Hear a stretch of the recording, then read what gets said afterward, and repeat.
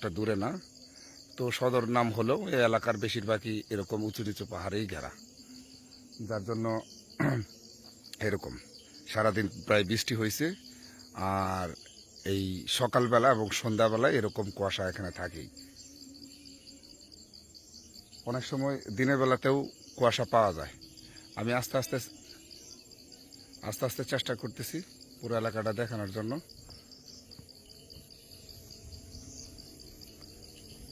শীতের কুয়াশা, বৃষ্টি, প্রাকৃতিক দৃশ্য, সুন্দর আকাশ, সব কিছু মিলিয়ে মানে মন ভরে দেখার মতো একটি জায়গা এগুলো। আলহামদুলিল্লাহ, অনেক ভালো একটা এলাকা নিজেও দেখলাম, আপনাদের সাথেও শেয়ার করার চেষ্টা করলাম। কেমন হচ্ছে, যদি ভালো লাগে আপনাদের কাছে তো জানাবেন।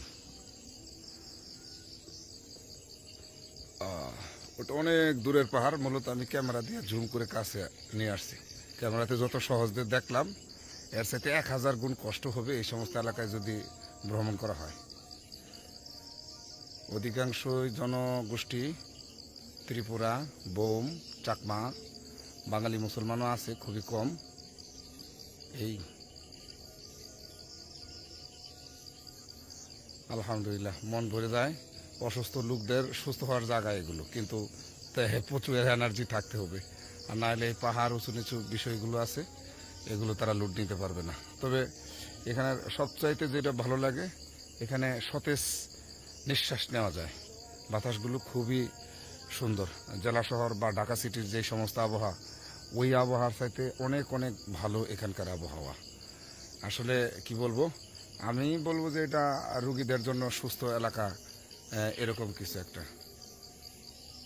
অনেক দূরে লাইট দেখতে পাচ্ছেন, সেটা সম্ভবত কোনো বাজার বা কোনো কিছু হবে। তো এটা আরও কাছে আনা যায়, আমি আচ্ছা চেষ্টা করছি একটু নিয়ে আসার।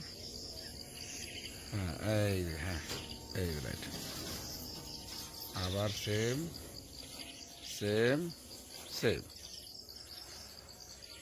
তো আবার প্রথম দৃশ্যে নিয়ে আসলাম, কেমন হলো জানাবেন। আকাশের মতো বিশাল থাক আমাদের মনগুলো। ভালো থাকবেন, আল্লাহ হাফেজ। আসলে মন চাচ্ছে না এই দৃশ্যগুলো ক্যাচ করে বাদ দিই, তবুও দিচ্ছি। ভালো থাকবেন, আল্লাহ হাফেজ। হ্যালো, ভাবছেন এটা বিদেশের কোনো এলাকা? আসলে ভাবারই কথা। পুরো এলাকার যে মানে শীতের কুয়াশা, বাংলাদেশে তো এখন আর শীত নাই, যার জন্য আপনারা ভাবতেই পারেন যে হ্যাঁ এটা বাংলাদেশ না, আসলেই বাংলাদেশ। আমি মূলত নিজেই বিস্মিত হয়ে আপনাদেরকে নিয়ে আসছি। সেই বিষয়টা হলো যে এটা পার্বত্য চট্টগ্রামের খাগড়াছড়ি জেলার অন্তর্গত সদরের কাছাকাছি একটা এলাকা। এখান থেকে বেশি একটা দূরে না।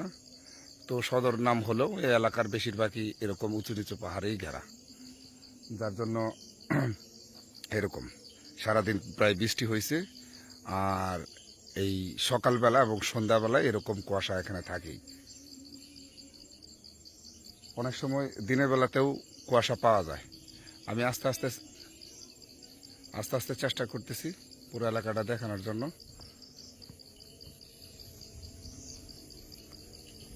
শীতের কুয়াশা,